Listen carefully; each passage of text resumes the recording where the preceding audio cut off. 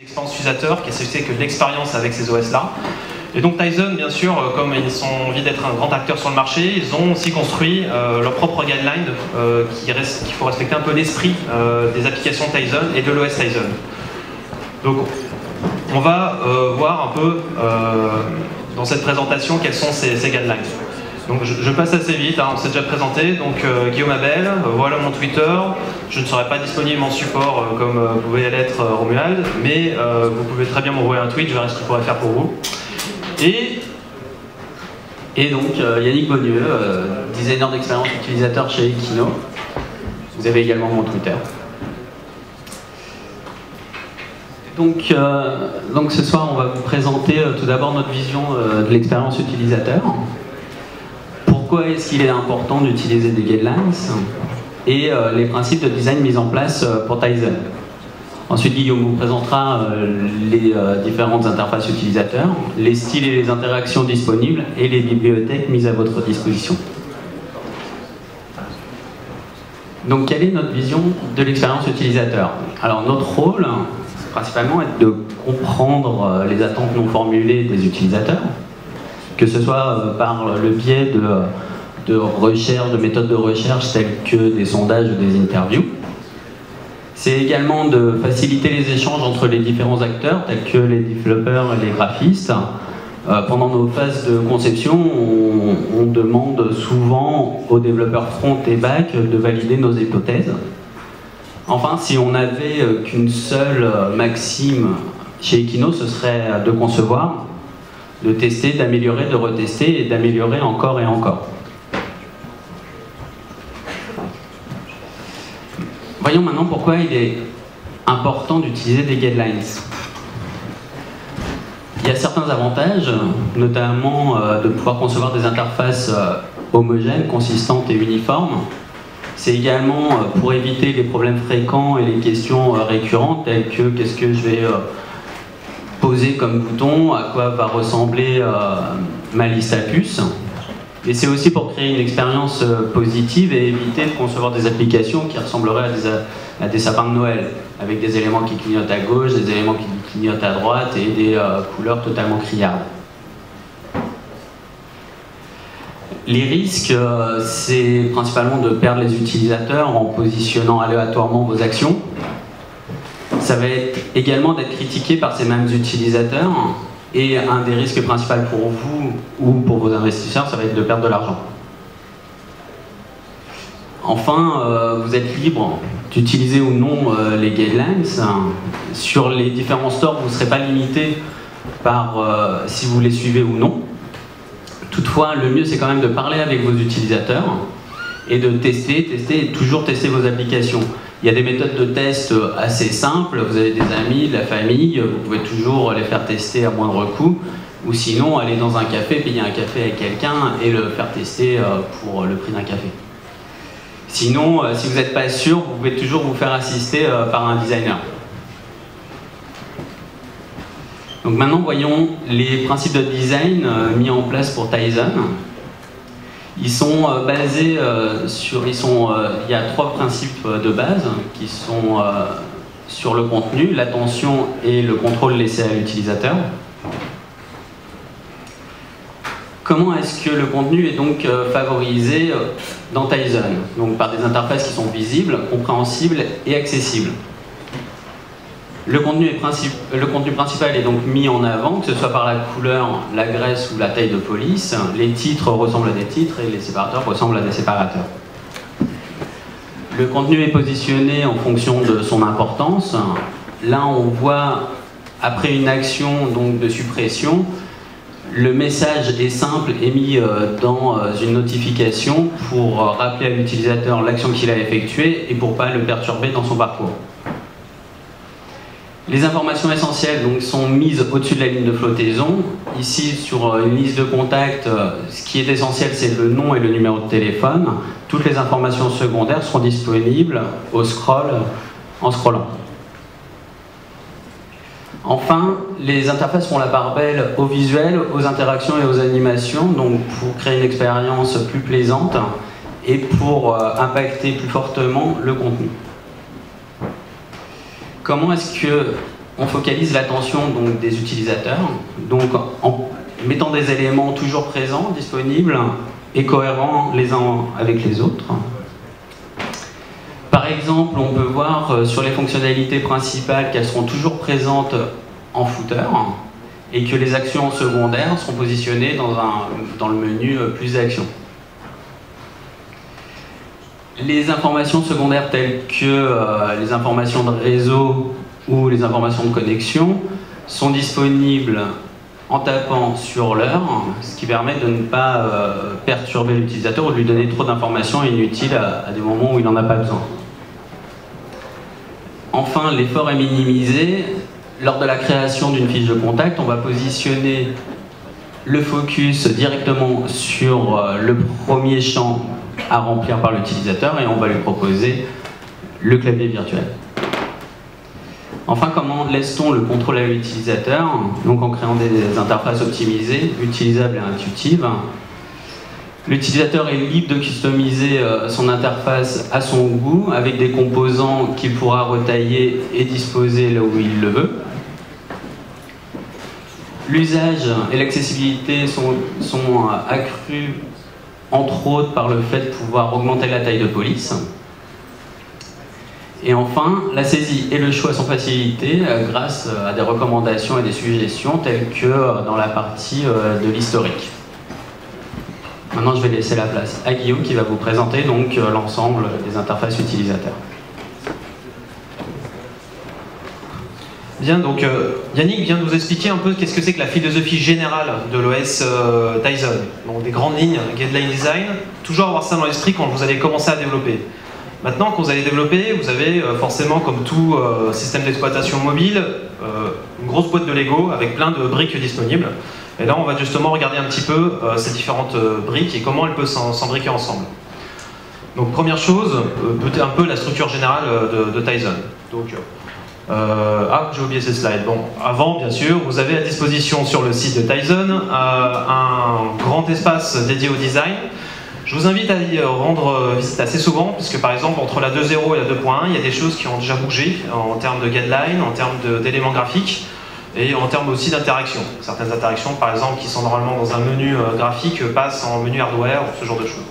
Donc, ce qu'on vous présente là, on peut dire que c'est pas encore sec du côté Tizen. Donc des écrans généraux, de manière très rapide, un écran verrouillé, là où vont apparaître par exemple les différentes notifications qui peuvent remonter de votre application, un home screen, là où apparaîtra votre icône par exemple de votre application également, et une structure basique pour une app.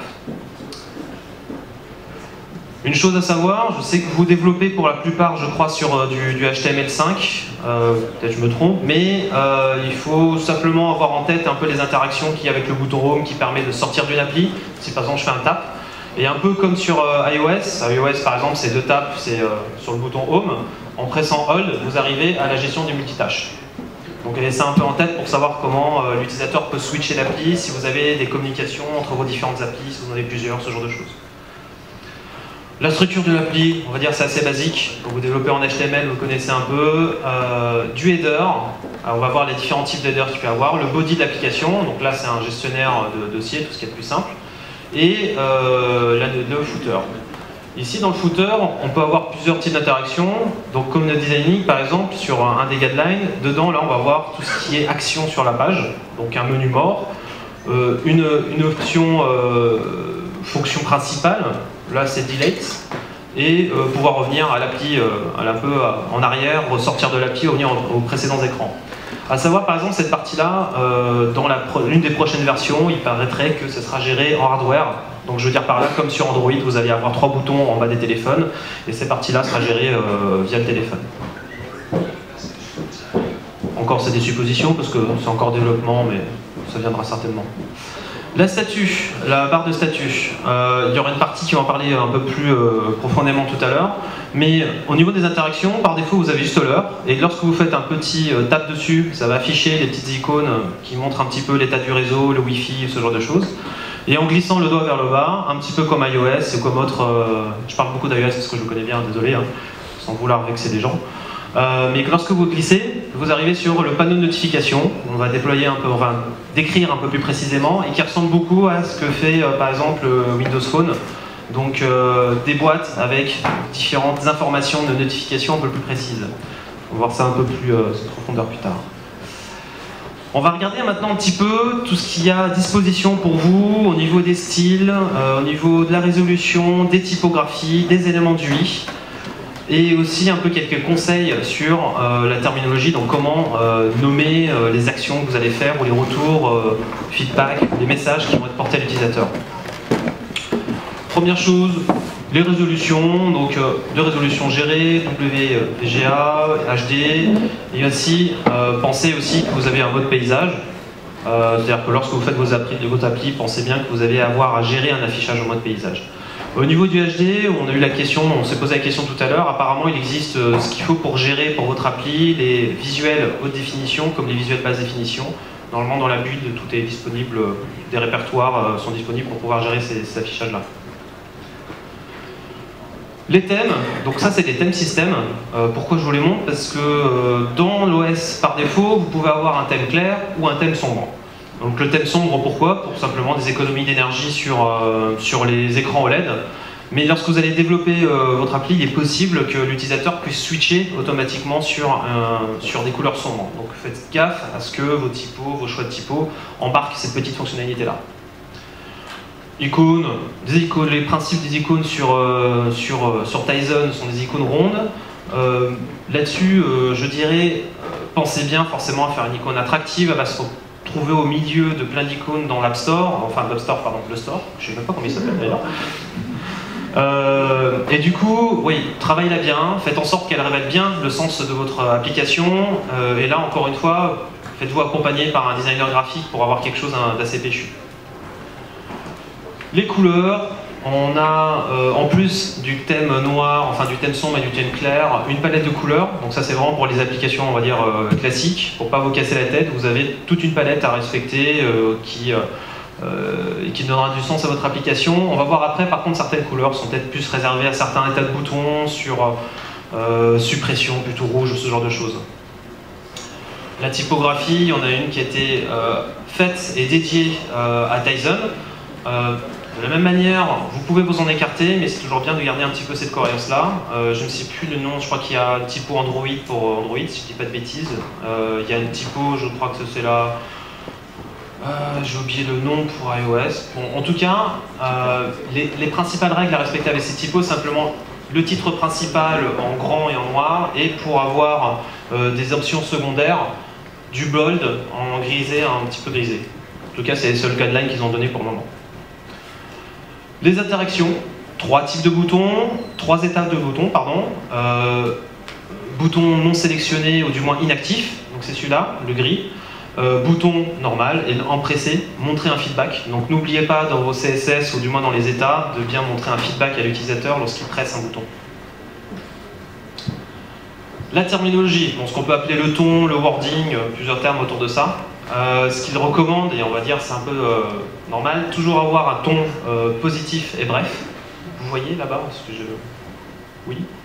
Ok, très bien. Un ton positif et bref. Donc, par exemple, au lieu de dire impossible de terminer la requête, qui est plutôt négatif, disent la requête ne peut aboutir. Je vois pas trop la subtilité, mais on a traduit ça comme ça. Le démarrage de synchronisation, par exemple, quelque chose de plus bref, synchronisation tout bêtement, ou encore ne pas mettre en cause l'utilisateur, plutôt de lui dire vous avez atteint le nombre maximum de dossiers, dire un truc beaucoup plus sobre, ou du moins neutre, nombre max de dossiers atteints. Donc ça peut paraître un détail, mais ça a aussi une part de succès de votre application, c'est qu'elle parle à l'utilisateur et qu'elle l'implique. Les interactions. Donc là-dessus, on va aller assez vite puisque les interactions, on va dire, sont assez classiques pour un mobile tactile. J'ai laissé les termes anglais puisque c'est avec ça que vous allez jouer vous dans le développement. Le touch, c'est simplement appuyer. Le tap, juste une tape assez rapidement. Les doubles tapes, les longues tapes, vraiment des interactions qui sont assez communes pour du mobile. Pour l'instant, il n'y a que ces interactions-là qui sont listées. On n'a pas vu, en tout cas dans les Ganel, apparaître d'autres interactions pour tablettes. Si je prends pour exemple encore iOS, désolé, il y a des interactions à 4 doigts, à 5 doigts. Pour l'instant, ils ne sont pas encore à cet état-là au niveau des développements. Je reviens un petit peu sur la vue paysage et la vue portrait. Sur ce que je disais tout à l'heure, donc ça par exemple, vous avez un site internet via le navigateur Tizen, comment il se voit en mode portrait, en mode paysage. Par contre, vous voyez, par exemple, pour une application, lorsque je dis prévoyez dans vos développements la possibilité d'avoir plusieurs vues, ici, vous allez avoir une liste. Quand je tape, par exemple, sur un item de liste, je vais afficher le détail. En mode paysage, on peut avoir une notion de split screen. Donc avoir d'un côté la liste et de l'autre côté le détail de cette liste-là. Donc prévoir un peu ces deux modes d'affichage et les fonctionnalités qui peuvent apparaître en mode paysage. Là-dessus, je ne sais pas pourquoi on a mis cette slide là, parce que ça reprend ce qu'on s'est dit au début. Donc on va passer là-dessus. Voilà. Les navigations. Le système de navigation est très proche de celui qu'on peut avoir sur Android, c'est-à-dire on peut avoir un header avec des différentes icônes qui permettent de afficher le contenu en dessous, ou un header à titre avec deux options qui sont des options principales, ici. Et en termes de navigation, je viens de l'application, j'arrive sur une page avec un titre, et par exemple là une liste, et lorsque je tape ici, le nom d'item de liste devient le titre. Donc, un des modes de navigation très classique et le bouton back qui permet de revenir en arrière. Les différents types de titres qui sont à votre disposition, titre simple, titre avec bouton, donc ici avec juste deux boutons d'action, ici un titre avec un sous-niveau d'information et encore des boutons d'action, ou alors un header qui est une navigation avec juste des items d'entrée, ou alors un titre avec différents types d'items d'entrée. Les types de footers, donc encore une fois, comme je disais, ces footers peuvent bouger encore avec la prochaine version, mais pour le moment, on peut avoir donc différents types de boutons d'action qui sont dans le footer, ou alors des systèmes de navigation qui sont dans le footer. C'est là où je dirais, je vous conseille, en tout cas, c'est dans les guidelines, mais je vous conseillerais plutôt d'avoir des items de navigation plutôt en header, et ici vraiment des items d'action. Les types de listes, des listes, voilà tout ce que vous avez entre guillemets à votre disposition, des listes très simples ou avec des images ou avec des boutons. Vous pouvez les regrouper, vous pouvez créer des listes d'index ou alors avoir un système de mosaïque pour des contenus plutôt multimédia. Ou alors aussi des listes extensibles si vous voulez avoir deux niveaux d'affichage de votre liste. Concernant l'édition, il y a un système qui est très classique, qui est disponible sur beaucoup de mobiles, qui permet de faire de multisélection. Mais ce qui est intéressant dans cet OS, c'est que par défaut, il intègre une interaction qu'on a vue depuis 2-3 ans maintenant sur beaucoup d'applications. Un glisser sur une liste vous permet d'afficher des boutons d'options directement contextuels à l'item sélectionné. Donc ça, c'est quelque chose qui est embarqué et je trouve ça assez intéressant puisque les autres, c'est plutôt des développements en natif que vous devez faire pour avoir ce genre de choses. 2-3 exemples de paramètres d'application, les différents types de listes, les différents types de coches ou de switch à avoir, les textes d'aide, les types de sliders, voilà ce qui est à votre disposition pour ce genre de choses. Et on va rentrer un peu plus en détail dans les types de notifications. Donc je parlais du panneau de notification qui permet d'avoir les différentes informations à ce niveau-là avec un simple glisser, mais également les notifications anti-cœur, ou les notifications en pop-up, ouais. Et aussi, là on le voit pas très bien, mais les différents badges, lorsque vous avez une application avec différents items, pour faire remonter pour tel ou tel item qu'il y a plus ou moins des choses qui se passent.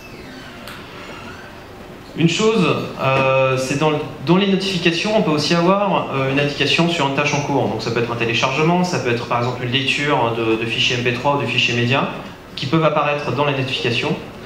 Et là, on va regarder un petit peu plus dans le détail à comment se compose une boîte pour le tableau de notification, l'icône de votre application par exemple, le type d'événement qui est nommé ici, le type de choses qui ont été, par exemple là, des informations de détail sur les nombres d'appels loupés, et cette zone-là va vivre. Donc on va pouvoir voir par exemple une incrémentation du nombre d'appels manqués, ou encore qui exactement vous a appelé et l'horaire.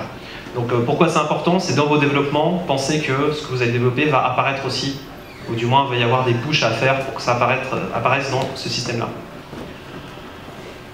La gestion un petit peu du multifenêtrage également, des choses à prévoir en développement. Dans ce mode réduit en multifenêtrage, donc là je peux avoir plusieurs applications et donc avoir le titre, la possibilité de pouvoir redimensionner ou la possibilité de pouvoir fermer l'application. C'est aussi des choses à prévoir en cours de développement. Et on va regarder un petit peu justement comment le multifenêtrage est géré. Donc là par exemple, je minimise mon application, elle devient en petite ici, je peux imaginer que j'ai d'autres applications ici ailleurs. Et lorsque je peux soit fermer l'application, soit les déplacer, et donc composer un peu mon panneau. On parlait de personnalisation, c'est là où justement Tizen permet un grand niveau de personnalisation. Bibliothèque, ressources et design. Simplement, je ne vais pas rentrer dans les détails, voilà ce que vous avez à disposition en termes de ressources design. Donc tous les composants d'interface, donc après je ne connais pas trop, je pêche un petit peu sur le développement, mais vous avez des bouts de code qui vous permettent de construire votre interface assez rapidement, tout ça à disposition, un aperçu des différents éléments. Voilà, par exemple, des date pickers, on a des choses qui sont un peu différentes de ce qu'il y a sur iOS ou Android, ici par exemple. Et également des ressources graphiques, donc des PSD, pour pouvoir, avec des composants d'interface que vous pouvez récupérer pour construire votre application. Oh, pardon, c'est pas ça que je voulais faire. Un système d'icônes et des typographies. Le tout est disponible sur tizen.org dans l'espace design. Donc voilà, pour présentation des guidelines UX et design. J'espère que c'était pas trop ennuyeux, c'est assez dense, mais c'est un nouveau système. Donc il y a tout un langage graphique à apprendre et tout un nouveau niveau d'interaction à apprendre. Si vous avez des questions, faites-vous plaisir.